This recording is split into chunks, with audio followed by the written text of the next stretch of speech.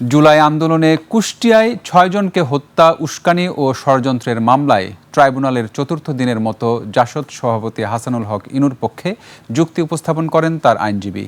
বিচারপতি নজরুল ইসলাম চৌধুরীর নেতৃত্বাধীন আন্তর্জাতিক অপরাধ ট্রাইব্যুনাল ২-এ সাক্ষ্য গ্রহণ শেষে গত ২ এপ্রিল থেকে শুরু হয় আসামি পক্ষের যুক্তিতর্ক। একই ট্রাইব্যুনালে আওয়ামী লীগের যুগ্ম সাধারণ সম্পাদক মাহবুবুল আলম হানিফের মামলায় তদন্তকারী কর্মকর্তার তৃতীয় দিনের জেরা হয়।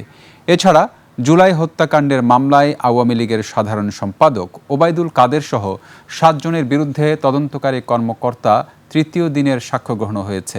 অন্যদিকে ট্রাইব্যুনাল ১-এ জুলাই আন্দোলনে রামপুরায় ২৮ জনকে হত্যা মামলায় সাবেক বিজিবি কর্মকর্তা রেদওয়ানুল ইসলাম সহ ৪ জনের বিরুদ্ধে তৃতীয় সাক্ষীর সাক্ষ্য গ্রহণ অনুষ্ঠিত হয়।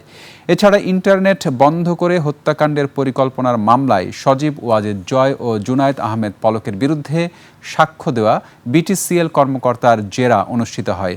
এদিকে ডিজিএফআইয়ের গোপন বন্দিশালায় গুমের মামলায় গুম ভুক্তভোগী সাবেক সেনা কর্মকর্তা আবদুল্লাহিল আমান আজমিকে আজ জেরা করেন আসামিপক্ষের আইনজীবীরা।